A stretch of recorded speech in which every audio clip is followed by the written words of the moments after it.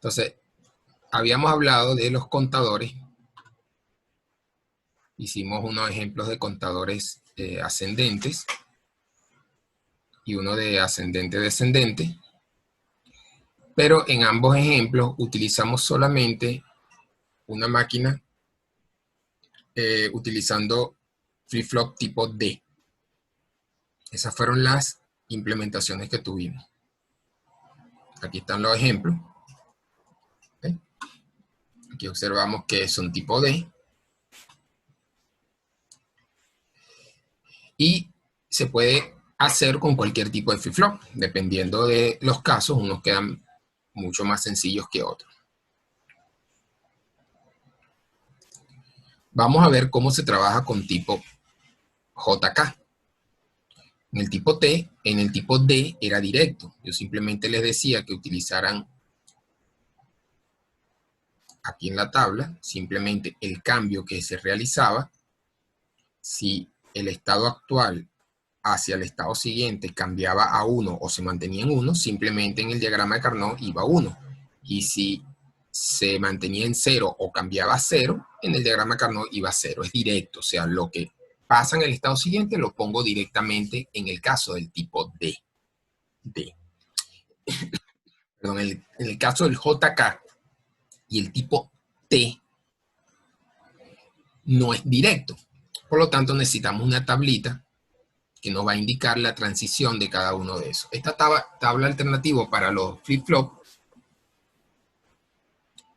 pueden observar que en el caso del tipo D, que fue el que ya vimos, este que está acá, es como le estoy diciendo, es directo. Fíjense, cuando hay un cambio de 0 a 0 en la transición, tú pones 0. Cuando hay un cambio de 0 a 1, pones 1. Cuando hay un cambio de 1 a 0, pones 0, y cuando mantiene 1, 1, 1, o sea, hacia dónde va, se pone exactamente igual. En el tipo D es intuitivo, es directo, no hay ninguna, ni siquiera necesitan ninguna tabla. Pero en el caso del JK, sí necesitan una tabla y aquí nos los indica. Entonces lo que tenemos que ver es cuál es el cambio que hay del estado actual al estado siguiente. Si el cambio es 0, fíjense que aquí está la alternativa de J y de K, porque ahora tenemos dos flip-flop, dos entradas por cada flip-flop. Dos entradas por cada flip-flop. Porque en el caso tipo D, solamente es una entrada, recuerden, es así. El tipo D tenemos una sola entrada, la Q y la Q negada. Pero en el JK tenemos dos entradas del flip-flop. Igual tenemos la Q y la Q negada. Entonces, como tenemos dos entradas, necesitamos dos ecuaciones para estas entradas. En el caso de necesitamos una sola, aquí necesitamos dos, y si necesitamos dos, necesitamos dos diagramas de Carnot. O sea que aquí el trabajo es más largo, porque necesitamos dos diagramas de Carnot por cada flip-flop. En el caso de un solo diagrama de Carnot por cada flip-flop. Entonces, aquí tenemos esta tabla, vamos a ver cómo la trabajamos, cómo se hace. Y vamos a utilizar el mismo ejemplo para hacer una comparación de uno con otro. El mismo ejemplo, tanto del contador ascendente como el contador descendente. Si alguien no ha entendido algo de los ejemplos anteriores, entonces de aquí pueden repetir esta primera parte que es similar, ¿ok?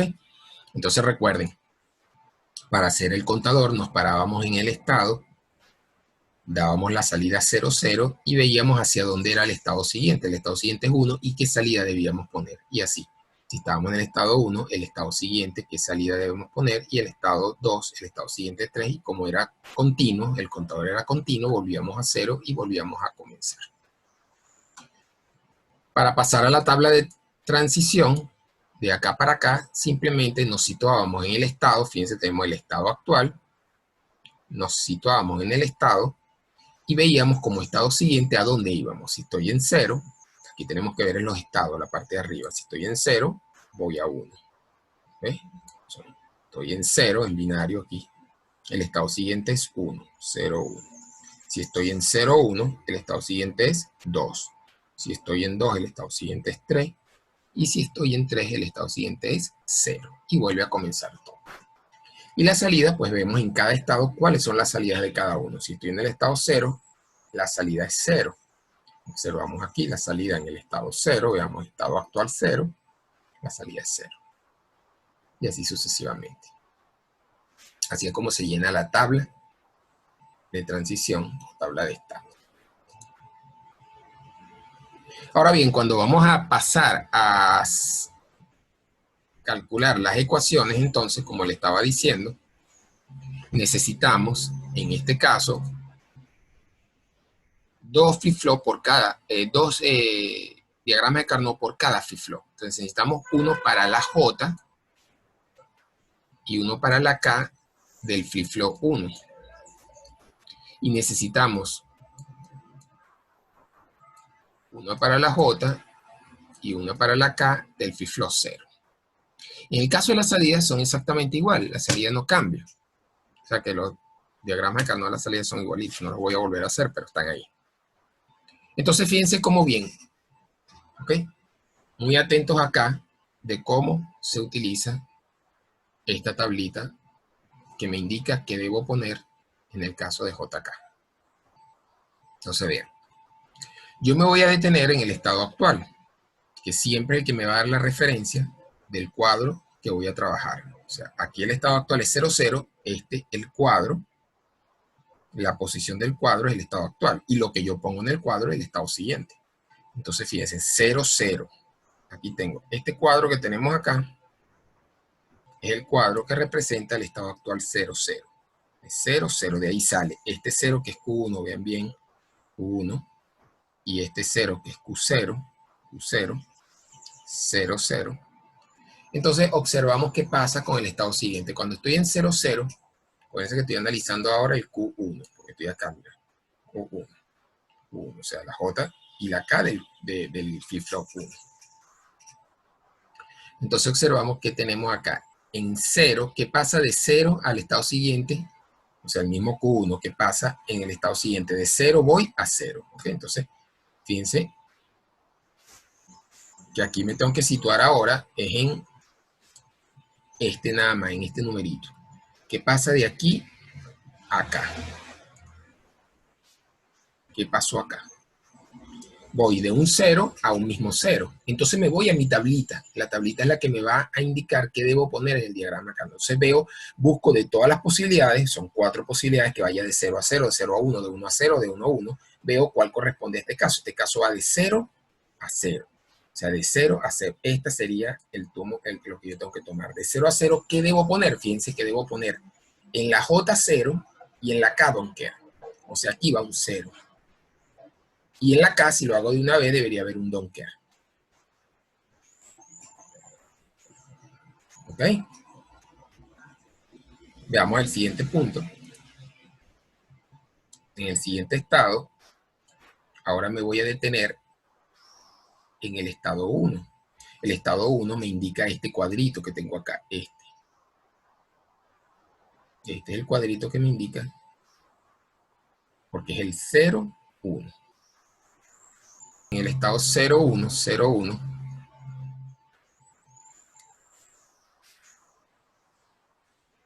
que es acá, vemos ahora otra vez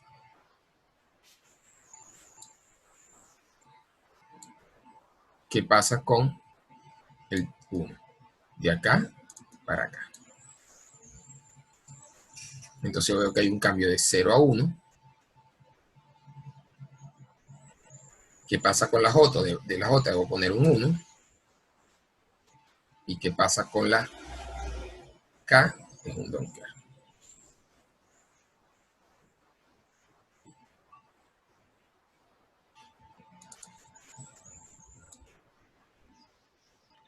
Seguimos entonces aquí al estado siguiente 1, 0. El 1, 0 sería este cuadro. Y otra vez observamos qué pasa con el valor de la columna 1 con respecto al valor de la columna 1 del estado siguiente. Entonces aquí pasa de 1 a 1. De 1 a 1 sería este último que tenemos aquí abajo, de 1 a 1, y ese de 1 a 1 me dice que la J es X, o sea, don't care, y la K es 0. Y por último, tenemos de 1 a 0. ¿Qué pasa de 1 a 0? Me dice que ponga una X acá y un Donkey acá. 1 acá.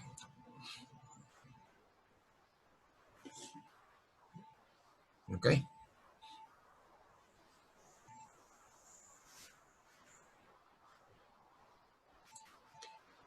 Veamos exactamente lo mismo. Ahora nos volvemos a situar en el mismo 0, pero ahora veo el cambio que hay de acá a acá.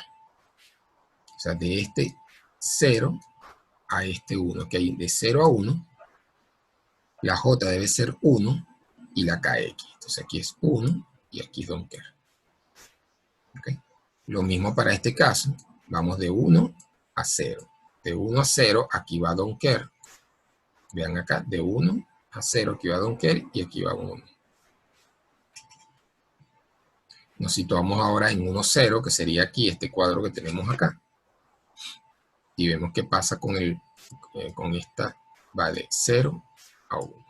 De 0 a 1, entonces aquí es 1 y aquí es don't care.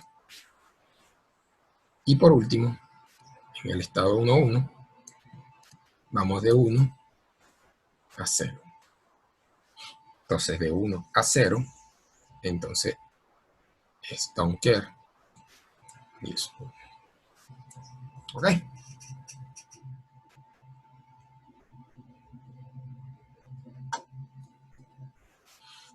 Agrupamos igual que siempre hemos sabido agrupar. Podemos agrupar estos dos. Podemos agrupar estos dos. Aquí agrupamos todo. Y aquí agrupamos todo.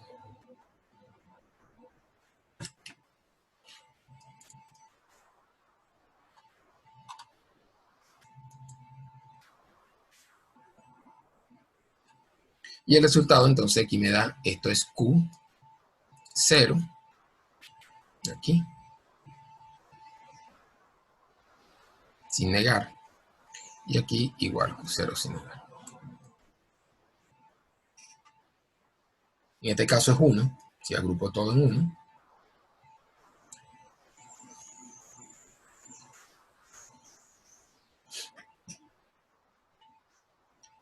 ¿Okay? Y la salida pues era exactamente lo mismo. Aquí en la salida es lo mismo. La tabla de la salida es igual. Cuando es 0, 0 la salida es 0. Cuando es 0, 1 la salida aquí es 0, pero aquí es 1. Aquí es 1, 1 y aquí es 0, 1. Y da el mismo resultado que daba antes y no ha cambiado. En este caso tengo que la salida 1 es igual a Q1, la salida 0 es igual a Q0. En este ejemplo tan pequeño, tan sencillo, no se nota tanto la diferencia en la implementación, que queda más pequeño. Pero casi siempre, en la mayoría de los casos, la diferencia es grande en cuanto a la cantidad de componentes cuando yo uso JK y cuando yo uso un tipo D. Entonces ahí es donde está el compromiso. Hay que trabajar un poco más porque hay unos fiflow mayores, pero el resultado generalmente es más pequeño. ¿Alguna pregunta?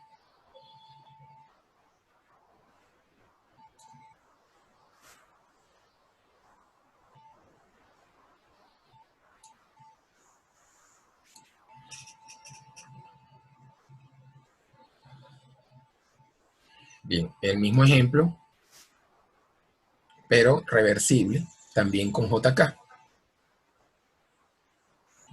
Entonces, en este caso, igualito que antes, tenemos que verificar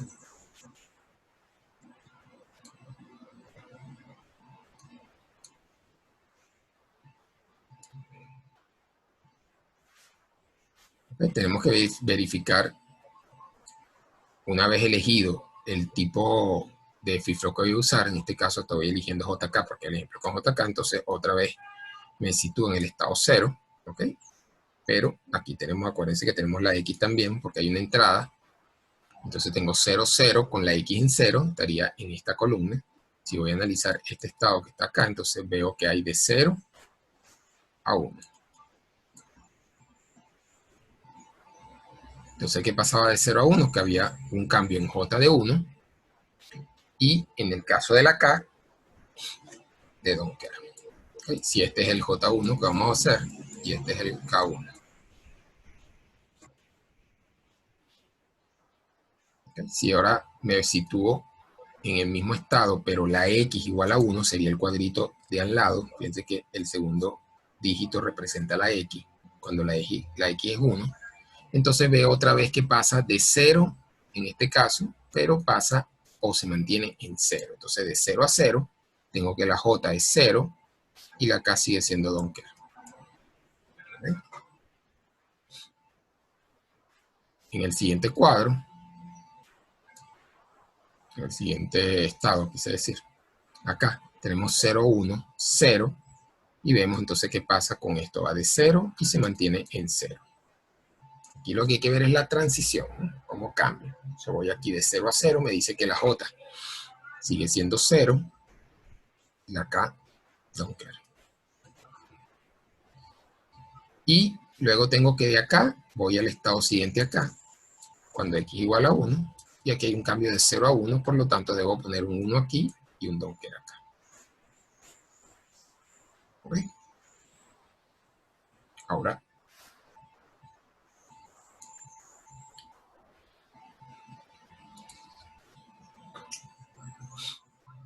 Ahora estoy en el estado 1, 0, que sería aquí 1, 0, con X igual a 1, estoy en este cuadro, que está acá.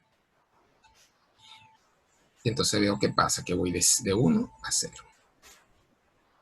De 1 a 0, aquí sería un don't care.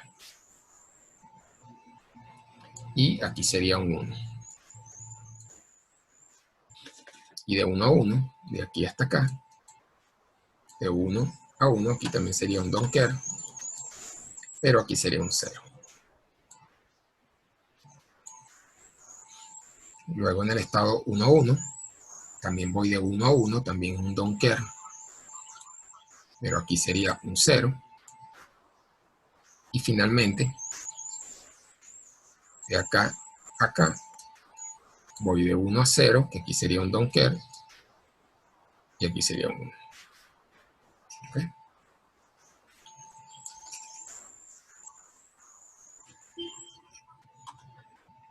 Bueno, y así se va a ir rellenando cada uno.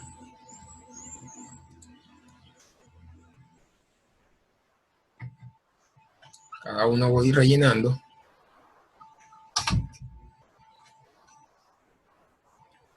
Vamos al J0 y el K0. Ahora me tengo que situar en esta columna. O sea, voy al mismo estado, pero lo que tengo que observar es lo que pasa en la columna del Q0. Entonces estoy en el estado 0, estoy aquí en el estado 0 otra vez. ¿Y qué pasa aquí? Voy de 0 a 1. De 0 a 1, entonces ahora vemos que el J es 1 y la K don't care. De 0 a 1, de 0 a 1. Y aquí voy de 0 a 1 también. Se repite entonces. Luego, aquí voy de 1 a 0. Ahora al revés, de 1 a 0, aquí es X y aquí es 0. De 1 a 0, X. De 1 a 0, perdón, es X acá y 1 acá. X acá y 1 acá. Es de 1 a 0. Y de 1 a 0 repite otra vez. X acá y 1 acá.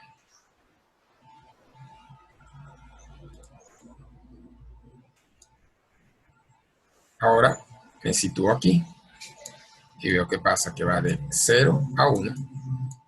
De 0 a 1, entonces aquí sería un 1 y aquí sería un don't care. Y de 0 a 1 otra vez, aquí sería un 1 y aquí sería don't care. Y finalmente, situado acá, aquí voy de 1 a 0, que sería Donkey acá y 1 acá. Y de 1 a 0, otra vez, sería Donkey acá. Bien, agrupamos entonces, agrupamos estos dos, agrupamos estos dos, agrupamos estos dos, agrupamos estos dos. Aquí podemos agrupar todo. Y aquí puedo agrupar todo también. Acuérdense que el donkear me permite agrupar todo. Entonces aquí yo tengo que este que está acá sería Q0, X negado cada uno, más, en este caso sería Q1, X sin negar. Y este es exactamente igual, es el mismo diagrama, el resultado, ¿no? El diagrama es diferente porque es abajo y arriba, pero el resultado va a dar exactamente lo mismo, por el mismo agrupamiento. Y si observan, esta es de la forma, ya esto se le expliqué también un momento, esto tiene la forma de Q0 XOR X negado todo, o sea, un XOR negado.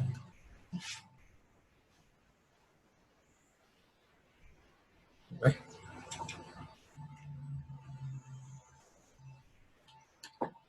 Bien. Las salidas son exactamente las mismas.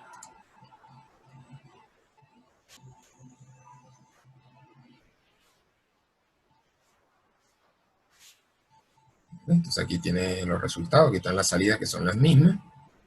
Aquí está la salida que es XOR negado. Y en el otro caso, cuando yo agrupo todo, aquí está mal, yo agrupo todo, entonces el resultado da J igual a 1 y K igual a 1.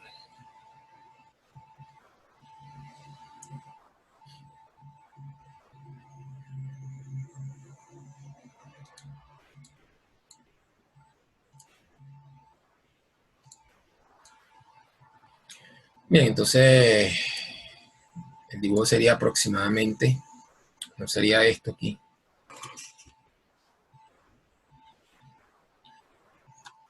Y esto es un XOR. Entonces, este sería el dibujo del circuito que dio como resultado. Acuérdense que era la entrada J, que era igual a la entrada K1, J1 y K1, que eran igual. Habíamos dicho que era el XOR negado de X con Q0, el XOR negado. Entonces aquí tengo el XOR negado y de aquí sacamos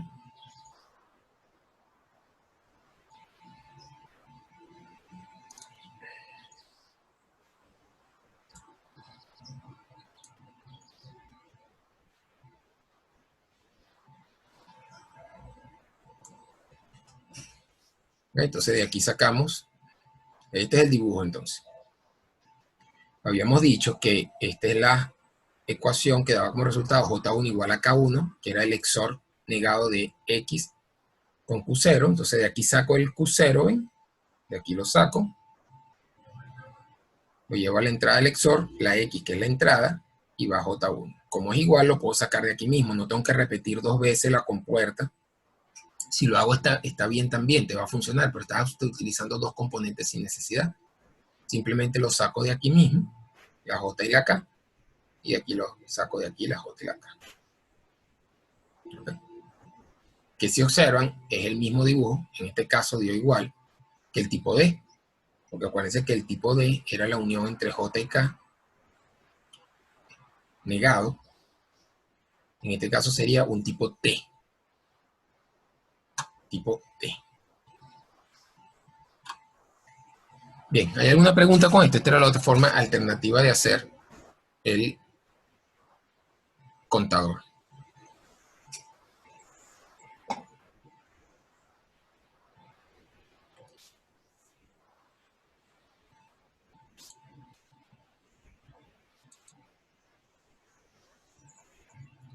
Ok, entonces otra de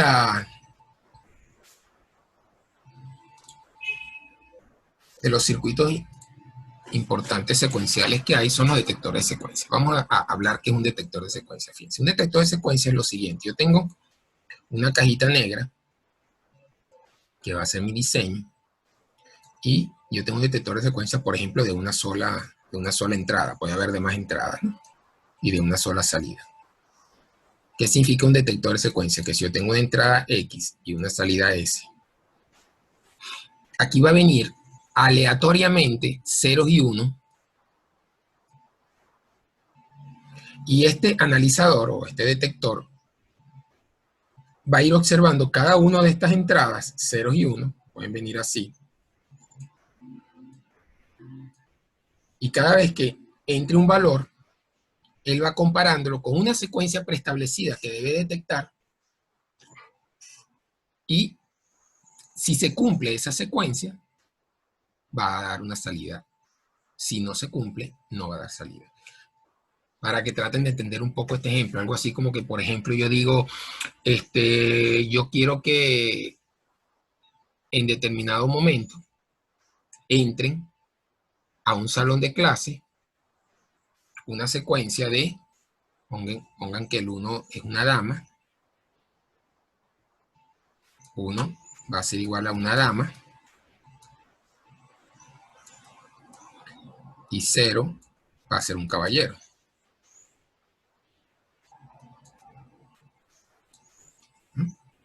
Y entonces yo quiero que en determinado momento entren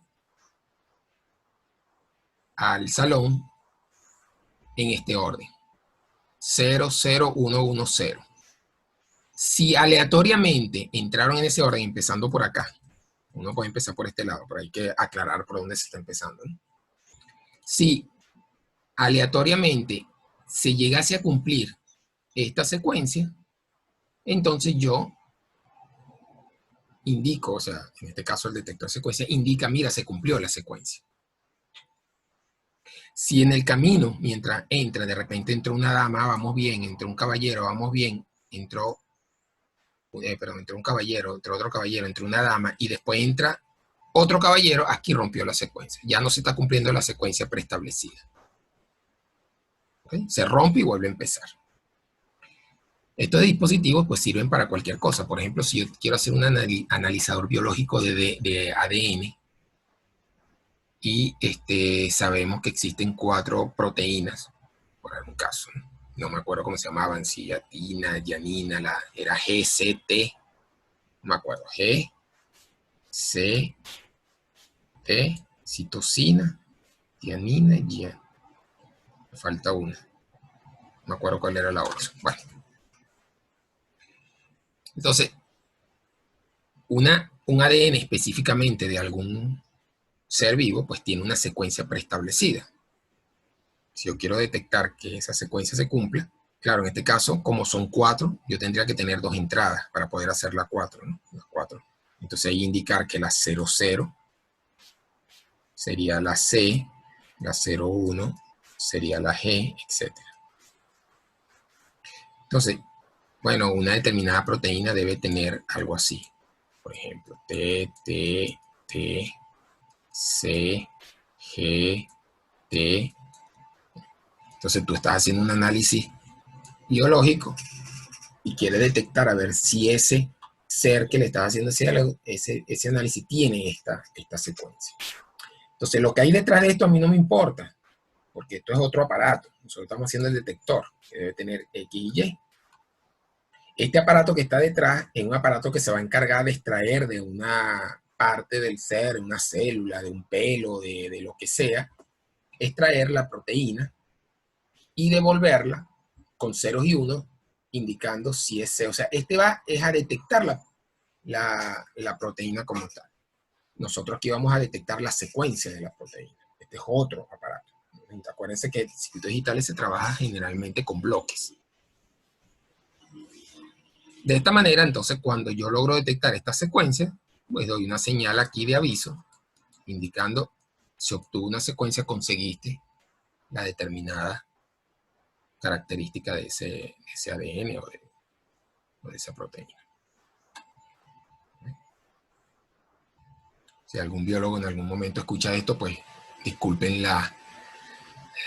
lo que estoy hablando de las proteínas del ADN, porque no es mi especialidad, simplemente es un ejemplo. Bien. Entonces, entendido esto, vamos primero a empezar con un detector básico. Acuérdense que a los ojos del sistema digital lo que nos interesa solamente es el 0 y 1. No importa de dónde viene, ni cómo está preestablecido eso. Lo que me interesa es que simplemente sea 0 y 1. Aquí tengo una entrada y una salida S. Y vamos a suponer que queremos detectar la secuencia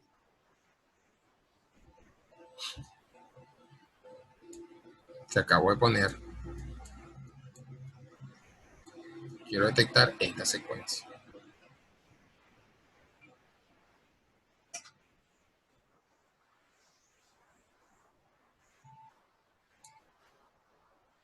Si quiero detectar esa secuencia, vamos a primero hacerlo con una máquina tipo Moore.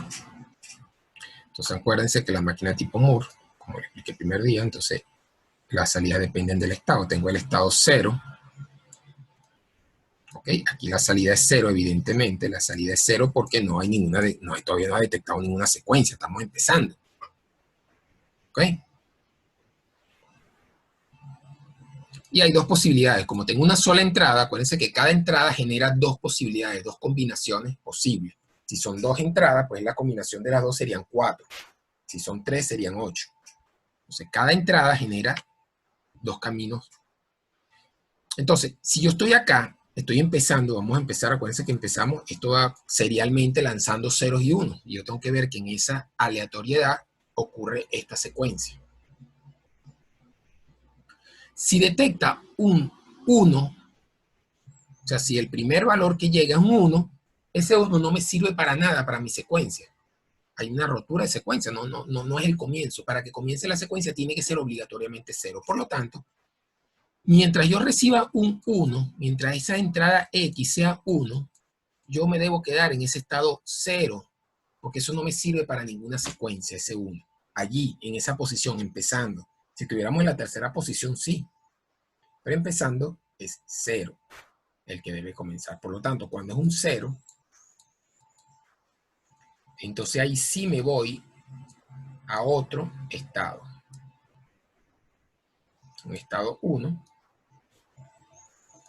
Que sigo dando salida 0 porque todavía no tengo la secuencia, porque lo único que tengo de la secuencia es el primer valor.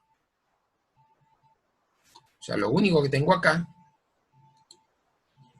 es un 1, es un 0 de la secuencia. O sea, solamente tengo el inicio. Eso no significa que yo vaya a tener seguro una secuencia, porque es aleatorio. Un segundo número podría ser un 1.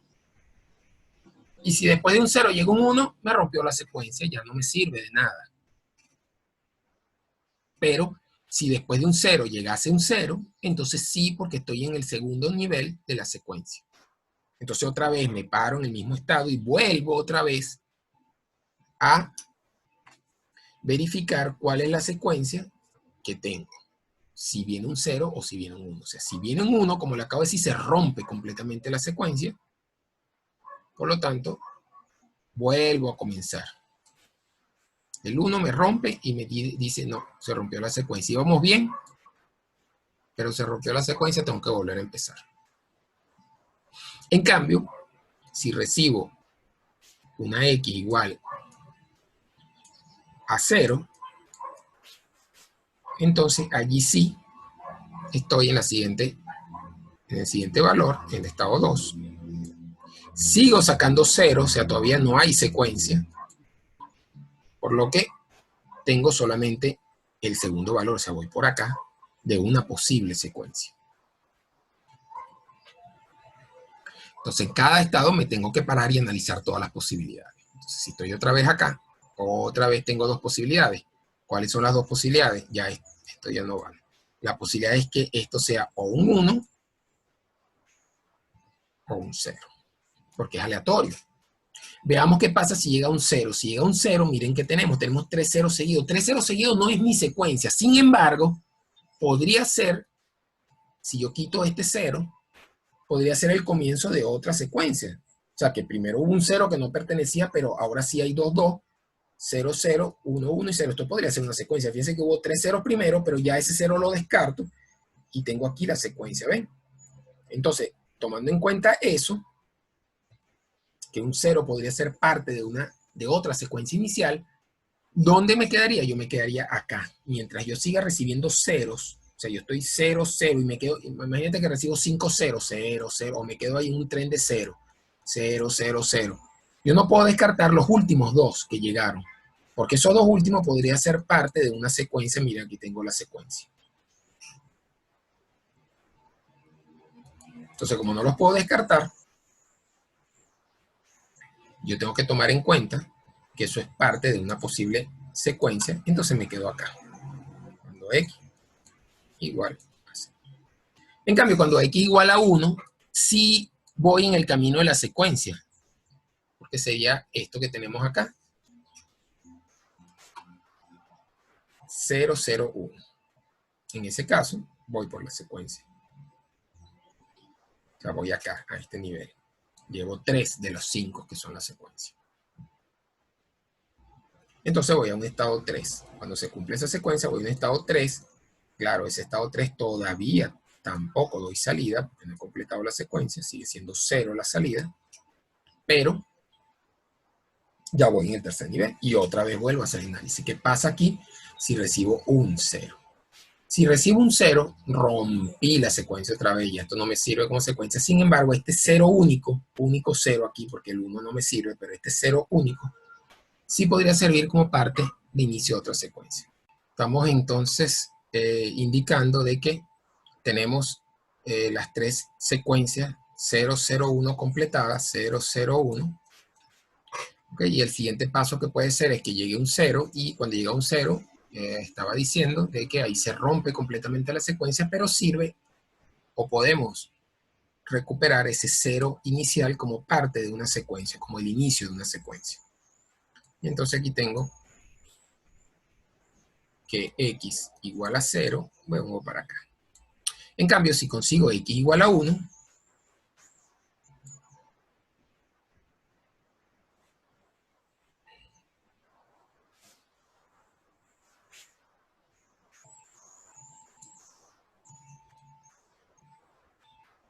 vamos al estado 4, y en el estado 4, la salida sigue siendo 0, porque no he completado todavía la secuencia. Aquí tengo cuando x igual a 1, nada más. Pero tengo esta secuencia. ¿Okay? Tengo completada los primeros 4 valores de mi secuencia. ¿De acuerdo? Entonces, otra vez en el estado 4 vuelvo a verificar cuál es el siguiente estado si recibo. Aquí puedo pasar que reciba un 1 o reciba un 0. Veamos qué pasa primero si recibe un 1, que rompe la secuencia. Ahí se perdió todo. Todo lo que se había acumulado se perdió.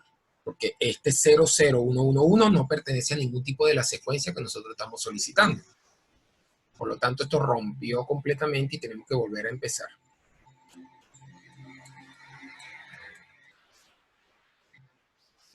En cambio, si yo tengo la secuencia 0, 0, 1, 1 y recibo un 0, completé finalmente la secuencia. Me voy en estado 5.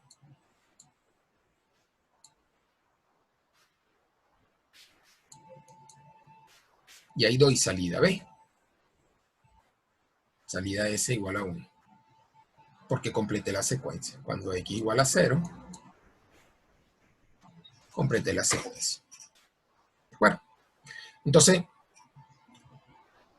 evidentemente que este dispositivo, así como está planteado, funciona una sola vez. O sea, él detectó una secuencia y ya, se acabó, ¿no? El dispositivo lo debemos hacer para que siga detectando secuencias posteriores. Entonces, una de las cosas que puedo hacer es que al llegar acá, me voy directo a 0. Si al llegar acá me voy directo a 0, pues vuelvo a esperar una nueva secuencia. ¿Okay? Pero hay dos tipos de detectores de secuencia, los que se llaman solapados y los no solapados. Si yo hago esto directamente así, al terminar vuelvo a comenzar, este es un detector de secuencia no solapado. O sea, agarra que todas las secuencias sean totalmente independientes. En el caso de la proteína que estábamos analizando, si fuese una proteína, entonces ahí tiene que ser totalmente independiente, porque la proteína no puede ser una parte de uno y otra parte de otro, sino que yo detecté la proteína esa completa y listo. Pero puede haber algún tipo de detector que sí sea solapado. ¿Qué significa solapado? Que yo tenga algo así, fíjense. Miren el dibujo que tenemos acá, el número. Tenemos 0, 0, 1, 0. Aquí completé la secuencia, pero podría pasar que después de este 0 venga otro 0, otro 1 y otro 0. Y si ustedes observan, acá, tomando este último 0 como parte del inicio de otro, tendría dos secuencias solapadas. Una secuencia sería esta que tenemos acá, y otra secuencia sería esta que tengo acá. O sea, como que el último número de la secuencia pasa a ser el primer número de otra posible secuencia. ¿Okay? Cualquiera de los dos son dispositivos que existen, se pueden diseñar e implementar, solapado o no solapado. Como lo estoy haciendo acá, él vuelve a comenzar y fíjense que no le tomó en cuenta el 0. No tomo en cuenta este 0 porque para tomar en cuenta ese 0,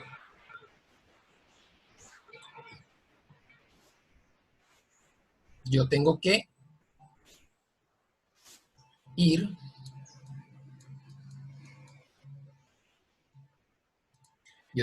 acá,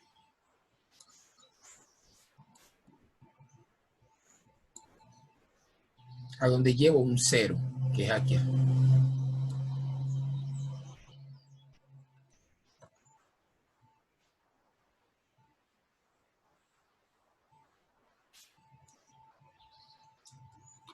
¿Ves? Si x igual a 0, él se va para el estado 1, porque en el estado 1 es donde ya llevaba un 0, ya llevaba acumulado un 0. Entonces aquí sí cumpliría que es solapado. Y si x igual a 1, pues ahí sí se rompe completamente la secuencia. Entonces de esta manera tengo el detector de secuencia para esta secuencia, claro, evidentemente para esta secuencia, y además que trabaja de forma solapada. ¿Ok? ¿Hay alguna pregunta?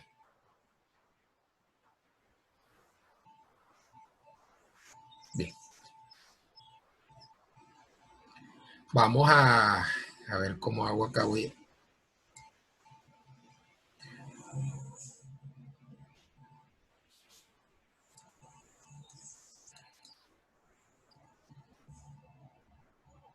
¿Cuántos flip-flop? Ok, el siguiente paso sería ¿cuántos flip-flop? Tengo que hacerlo otra vez un poco más pequeño para poder hacer el cuadro. Pero vamos a ver primero, antes de borrarlo y volverlo a hacer. ¿Cuántos flip-flop necesitamos acá? Acuérdense cómo el siguiente paso es cuántos flip-flop necesitamos. Para calcular cuántos flip-flop necesitamos, teníamos que ver cuántos estados son. ¿Cuántos estados tenemos acá? 6 estados. ¿Okay? De 0 a 5 son 6 estados. ¿Con cuántos flip-flop yo puedo representar 6 estados? Bueno, lo puedo representar con 3 flip-flop. Acuérdense, 2 a la 3 me da 8. 8 es mayor o igual que 6. Con 4 también, acuérdense que mientras más grande también se puede, es el mínimo, es la mínima cantidad de flip-flop. Pero si yo pongo más flip-flop, lo que estoy haciendo es el tonto ahí porque simplemente estoy utilizando más componentes de los necesarios. Entonces 2 a la 3 ya alcanza para 6 estados y para más, porque alcanza para 8. Pero aquí solamente necesito 6. Por lo tanto, son 3 flip-flop. ¿Okay? ¿Qué tipo de flip-flop? Bueno, ya tú lo decides. En este ejemplo vamos a hacerlo tipo D. ¿Okay? Vamos a agarrar 3 flip-flop tipo D. Y vamos a implementarlo con eso. ¿Okay?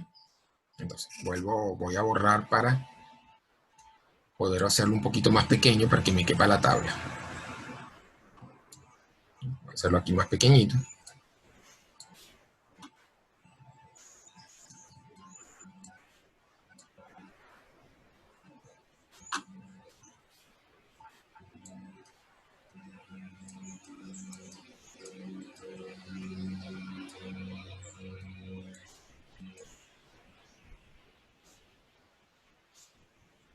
No voy a poner S, voy a poner solamente abajo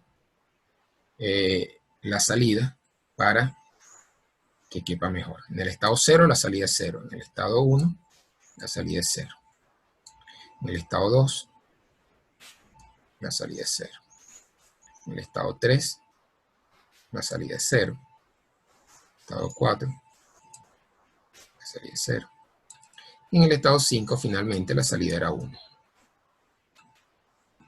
Ok, ya habíamos dicho que nos quedábamos aquí si la entrada era 1 y aquí si la entrada era 0. Si aquí era 0 y si aquí era 1, pues volvíamos a romper la secuencia con 1. Si aquí era 0, si aquí era 1, entonces sí seguía la secuencia. Y en este caso, si la salida era 0, decíamos que nos quedábamos acá. En este caso, si la salida era 0, entonces también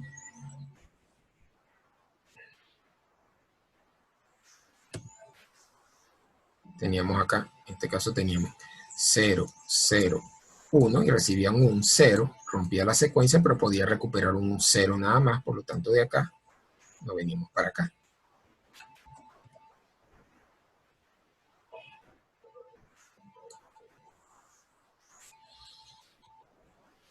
Aquí, entonces si recibía un 0 de igual manera, rompíamos la secuencia.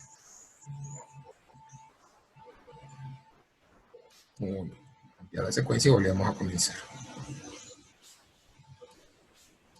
Aquí completaba la secuencia. Y finalmente, si recibían 1, decíamos que volvíamos al inicio, pero si recibíamos un 0, podíamos recuperar ese 0.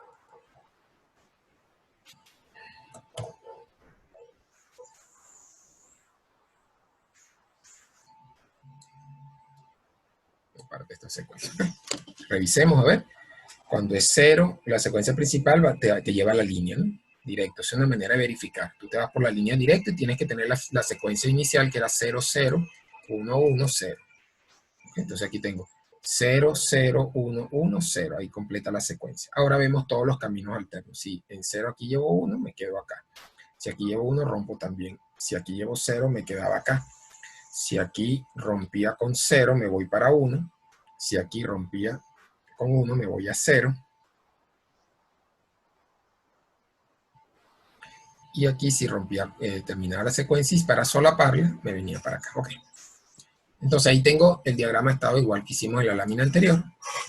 Y ahora vamos a proceder a hacer la tabla de transición. La tabla de transición.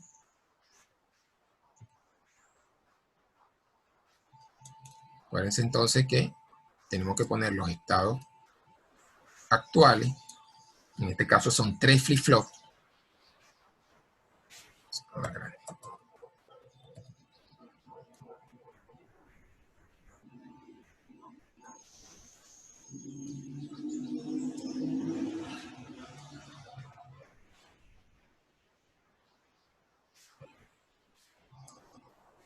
Q2, Q1 y Q0. ¿Sí? En el estado actual. Este es actual.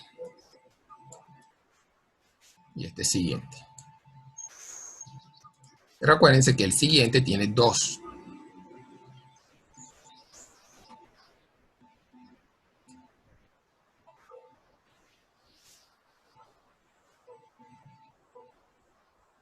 Cuando X igual a 0 y cuando X igual a 1.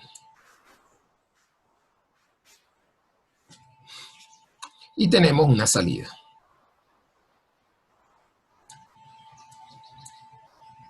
Una sola salida, ¿ok? Entonces aquí tenemos el estado siguiente cuando X igual a 2.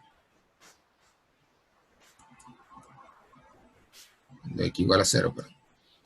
Y el estado siguiente cuando X igual a 1.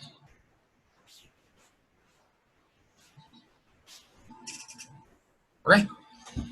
Entonces, en la tabla de transición tengo que llenar todas las posibilidades que me da la combinación de todos los flip-flops.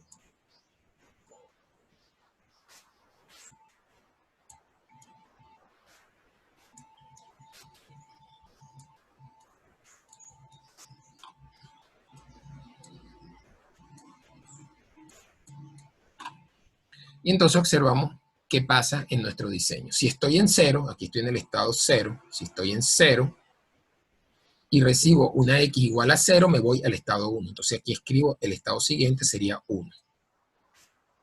¿Ven? En cambio, si estoy en ese mismo estado y recibo un 1, me quedo en el estado 0. ¿Y cuál es la salida en ese estado? 0. Y así voy llenando, ¿ok? Si estoy en el estado 1 ahora, me sitúo aquí en 1 y recibo una X igual a 0, voy al estado 2. Pero si recibo una X igual a 1, vuelvo al estado 0. La salida sigue siendo 0. Ahora estoy en el estado 2. Si estoy en el estado 2 y recibo una X igual a 1, a 0, me quedo en el estado 2. 2. Entonces 2 en binario, ¿ok? Pero si recibo un 1, me voy al estado 3. Pongo el 3 en binario. La salida sigue siendo 0. Si estoy en 3 ahora y recibo una X igual a 1, me voy a 4. Pero si recibo una X igual a 0, me voy a 1. ¿Ok? ¿Alguien está perdido aquí? ¿Van bien? ¿Van siguiendo? Bien. La salida es 0. Estoy en 4. Ahora en el estado 4. Si recibo una X igual a 0, me voy a 5. Entonces escribo 5 aquí. Fíjense que estas columnas me dicen hacia dónde voy, el estado siguiente. Siguiendo el ejemplo que, siguiendo el diagrama que ya diseñamos. Si estoy en 4 otra vez, pero recibo una X igual a 1, me voy a 0. Y la salida sigue siendo 0. Ahora, si estoy en 5 y recibo un X igual a 0, me voy al estado 1. Pero si estoy en 5 y recibo un X igual a 1, me voy a 0. Y aquí la salida sí es 1. ¿Ven? Aquí se completó la secuencia y di la salida 1. Si estoy en 6, ¿a dónde voy? Don't care, no importa porque no existe el estado 6 para mi diseño. Sí existe el flip-flop, pero como nunca va a llegar a 6, ¿ok? Yo lo uso para mi beneficio, no importa, ¿ok? Ahora, cuidado con esto, no importa en los diagramas o en los circuitos secuenciales que estoy diseñando, porque hay que verificar de verdad si no importa que él vaya para un estado, ¿ok? En este detector de secuencia, aquí la salida sí tengo que poner 0, porque les explico. Aleatoriamente, por algún detalle eléctrico, podría que inicialmente los flip-flop estar en algún estado de estos que no se están usando, 6 o 7, o sea, aleatoriamente enciendo y resulta que está en 6 o está en 7, o por alguna razón, por algún impulso, pues llegan a eso, por alguna razón, no sabemos, aleatoria. Yo no puedo dar una salida si llega a esos estados porque si pongo don't care y al hacer ese don't care genera esa X como un 1, podría generar un problema. Y por otra parte, cuando utilizo los don't care acá es porque estoy seguro que en esos estados no hay problema. Yo no podría ir a un estado de manera aleatoria que generaría un problema en el circuito. Imagínense que uno de estos estados don't care sería el botoncito que explota la bomba nuclear. Entonces tú pusiste don't care, no me importa. Aleatoriamente llegó ahí, explotó la bomba nuclear.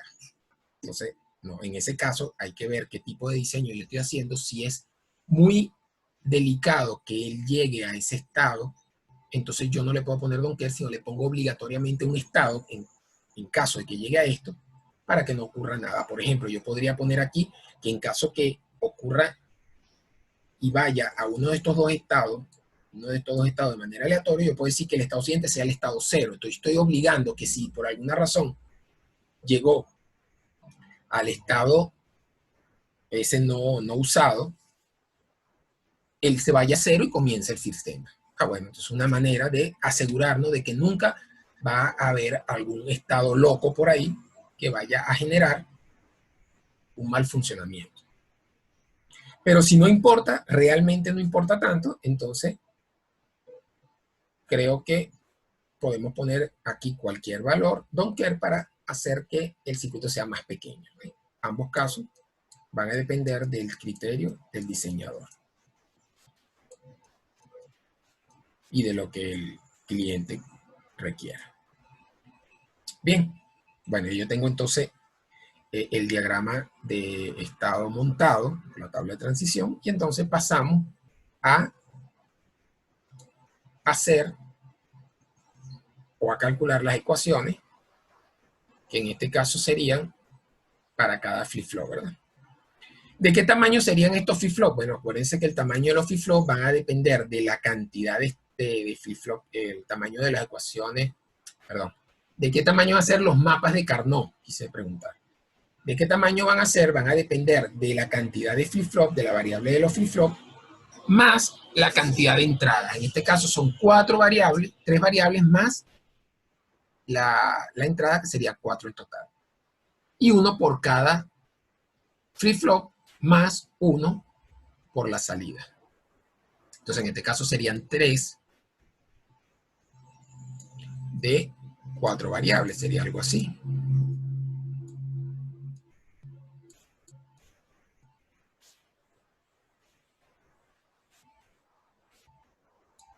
Okay, aquí sería Q2, Q1, Q0 y X.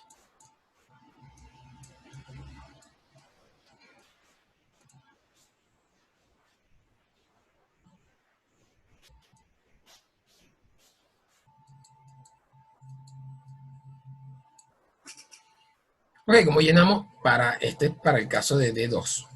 Calculamos D2, estamos tipo D, es una sola entrada por cada flip-flop. Entonces, en el caso de D2, entonces vemos qué pasa en la columna 2, en cada estado. Entonces, tiene el estado 0, entrada X0, ¿qué pasa en la columna 0? Aquí sería 0, ¿ven? Esta que está acá, sería 0. Entonces pongo 0. ¿Qué pasa en la siguiente columna? Esta que está acá, 0 también. Entonces, pongo 0. Luego me sitúo en el estado 1, entrada X igual a 0, sería esta que está acá. ¿Qué pasa esa que está ahí? Es 0 también. Y la siguiente es 0 también. Ahora estoy en 1, 0, 1, 0, que sería el estado 2, y recibo una X igual a 0. Sigo teniendo 0 acá, en cambio de 0 a 0, sigo poniendo 0. Y aquí también. Y aquí de acuerdo también. Ahora tiene el estado 0, 1, 1, que sería el estado 3, y aquí sigue siendo 0, y aquí es 1. ¿Okay? Ahora estoy en el estado 4, X igual a 0, aquí también es 1, sería aquí. El otro sería 0. Y en el estado 5, aquí sería 0 y 0. Y los otros 4 serán Donkey, son estos 4. Estos 2 y estos 2. Sería Donkey.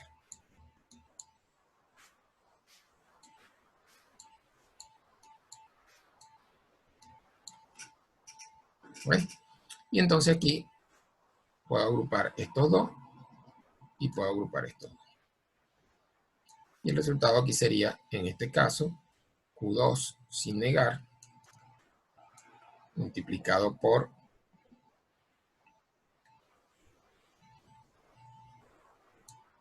Q0 negado y X negado. Más esta otra que tenemos acá, esta que está acá, sería Q1 sin negar, multiplicado por Q0 y X negado sin negar. Entonces esta sería la ecuación de D2. Hacen lo mismo con D1 y hacen lo mismo con D0.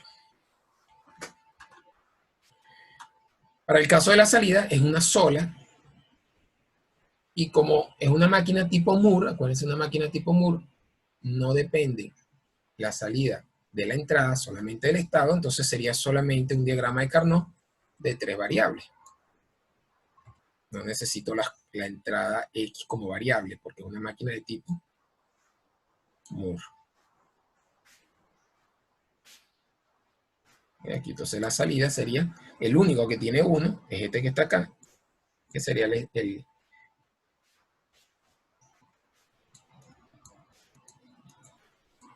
el 1, 0, 1, que sería estado 5. Aquí iría, el problema va a ser.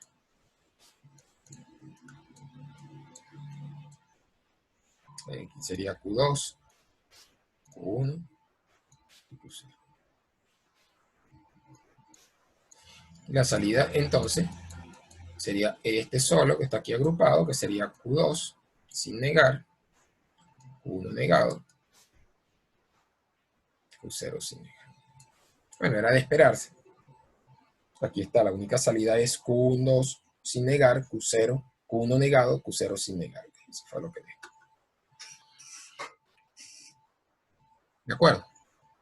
Bien, no voy a hacer los otros dos diagramas, después yo se lo presento completo para que me dé tiempo de hacer el contraste con una máquina de tipo mili. Veamos la máquina mili cómo se hace. La misma secuencia. Ahí tenemos la secuencia 0, 0, 1, 1, 0. En la máquina tipo mili. En la máquina tipo mili, ahora el estado, la salida no dependen del estado. Yo no pongo aquí la salida, sino que la salida van con la entrada. Entonces otra vez yo aquí pregunto, X es igual a 0. Aquí la salida sería 0. Es la misma pregunta, X igual a 0, estamos en primer caso. Si X igual a 0, voy al estado 1. Si no, aquí me quedo igual que antes. X igual a 1, me quedo acá. La salida sigue siendo 0. ¿Ven? En cambio, si recibo un X, aquí X igual a 0, un 1, la salida sigue siendo 0. Y si aquí recibo un 1, pues rompe la secuencia otra vez. Es igual, el análisis es igual. Lo único es que la forma como se presenta es diferente y el resultado también de la implementación es diferente. ¿Ven? Si estoy entonces aquí en el estado 2 y recibo una X igual a 1, entonces aquí voy al estado 3, recuerden. Salida sigue siendo 0. Pero si recibo una X igual a 0, yo puedo mantenerme acá para recuperar esos 0.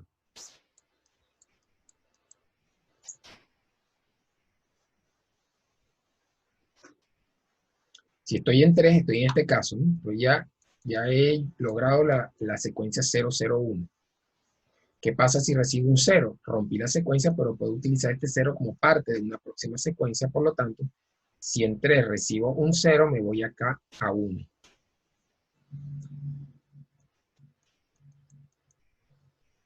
Pues ya salía, sigue siendo 0. Pero si recibo un 1, entonces estoy, en este caso,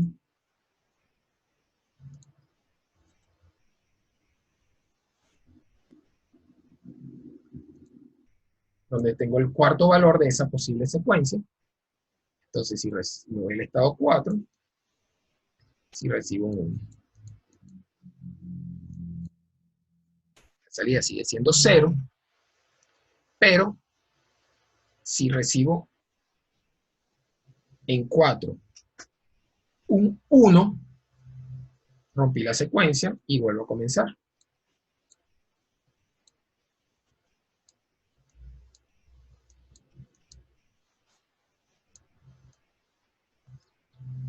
Pero aquí es donde viene la mayor diferencia con la máquina tipo Moore.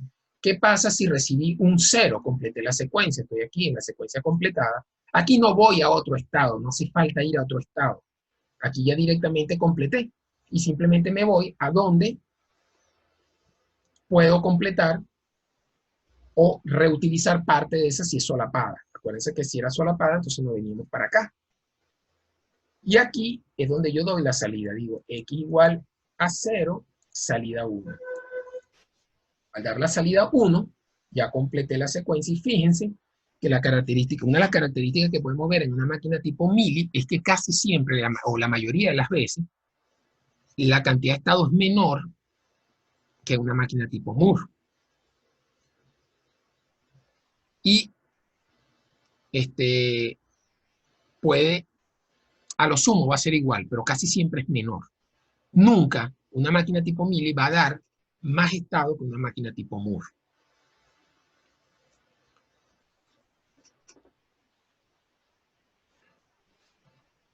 Y en el caso de la tabla, solamente voy a presentar la tabla porque no va a dar tiempo de todo, seguimos después. En el caso de la tabla, ahora cuando yo voy a hacer la tabla de transición, y el hecho de que una máquina tipo Mili sea un estado menos o varios estados menos, puede en algunos casos ser significativo. En este caso no tanto, pero imagínense que hubiese sido 5 estados en vez de 6, el anterior.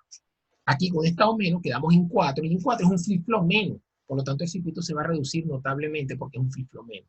Aquí va a ser la misma cantidad de flip-flop, porque para 5 estados sigo necesitando.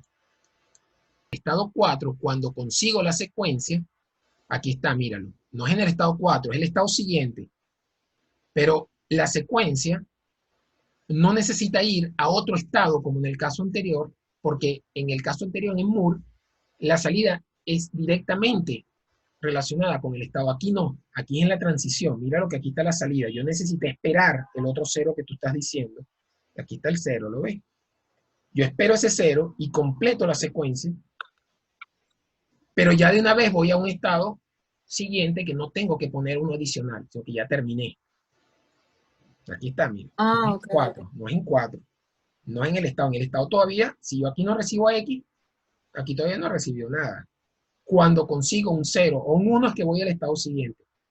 Pero es en el camino, por Ya. llamarlo de alguna manera. No es en otro estado, sino en el camino que yo conseguí eso y termino. Entonces, fíjense, en la tabla de transición tenemos una diferencia importante.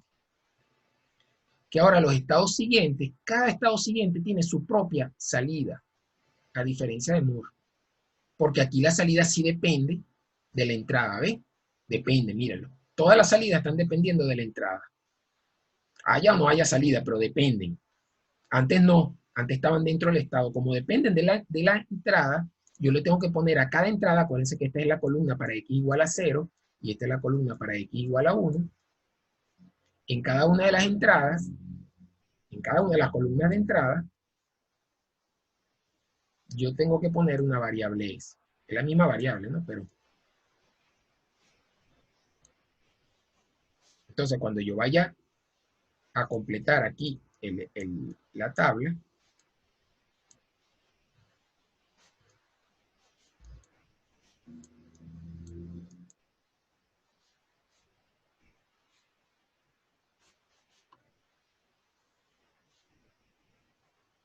en el estado 4, aquí en 4, este estado 4, porque si yo estoy en 0, por un caso estoy en 0 y recibo x igual a 0, me voy al estado 1. Pero aquí yo tengo que poner la salida 0, porque fíjense, me voy para el estado 1, pero aquí me dice cuando la entrada es 0 que la salida es 0. ¿Okay? Lo mismo que si me quedo en 0, en el caso de que la entrada sea 1, también la salida es 0. Pero en el caso 4, fíjense en 4, si estoy en 4, aquí es diferente. Si la entrada es 1, yo aquí me voy a 0, si la entrada es 1. Pero la salida es 0. Pero si la entrada es 0, yo me voy a 1 y la salida es 1. Fíjense que depende. Anteriormente veíamos que no, era una sola columna de salida y no importaba la X, fuese 0 o 1, la salida dependía del estado donde yo me encontraba. Aquí depende de la entrada. Entonces yo tengo que poner la salida dependiendo de la entrada. En este caso depende de 0, porque en 0 fue cuando estaba en 4 que sacó el 1 como salida. ¿Okay? Yo de todos modos termino de llenar esto en la próxima clase porque ya se está acabando la clase. Pero por ahora, ¿hay alguna pregunta? ¿Hay alguna duda? Profe, no es una duda, pero quería preguntarle si puede montar las clases anteriores en el canal de YouTube para poderlas repasar. Miren, estoy esperando terminar esta clase para montarla completa. Es la que falta, la de circuitos secuenciales. Acuérdate que la voy a editar con una sola clase. Ah, bueno, fino. Cuando termine la parte de circuitos secuenciales, que sería el jueves, entonces yo la paso en una sola clase, porque si no van a quedar como decir clase circuito secuencial y otra clase también circuito secuencial, entonces crea confusión cuál es. Por eso es que no le Claro, pasé. claro. ¿Okay? Sí, Ya profe. para el jueves ya la paso. Okay. Bien. Bueno, aquí nos da un tiempecito para terminar de llenarla. Vamos a terminar de llenarla porque creo que quedan 3 minutos todavía hasta que se caiga. Vamos a terminar de llenarla. Entonces, si estoy en 1, el estado siguiente, cuando es 0, sería 2. Pero si x igual a 1, rompí la secuencia y me voy a 0. En ambos casos, las salidas son 0. Si estoy en 2 y x igual a 1, en este caso es que voy a 3. La salida es 0. Y si aquí si estoy en 2 y recibo un 0, me quedo en 2. Y la salida también es 0. Si estoy en 3 y recibo un 0, me voy a 1. Y la salida es 1. Piensen que aquí la salida la tengo que ver en cada flechita, o sea, en cada entrada. Si estoy en 3 y recibo un 1, me voy a 4. La salida es 0. Si estoy en 4, ya lo dije, me voy a 1. Si x igual a 0 y aquí doy salida, aquí puse mal la salida, disculpe.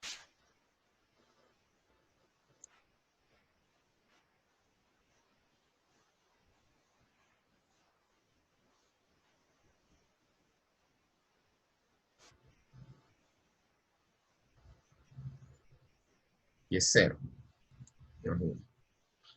Okay, si estoy aquí en 3 y x igual a 0, voy a 1, pero la salida es 0. Si estoy en 4 y recibo una x igual a 0, aquí sí complete la secuencia y la salida es 1. Pero si no, voy a 0. Los demás estados son don't care. En más estado don't care, por lo tanto, es muy probable que el circuito quede más pequeño. Casi siempre en una máquina tipo Moore, en MIDI, el circuito es más pequeño.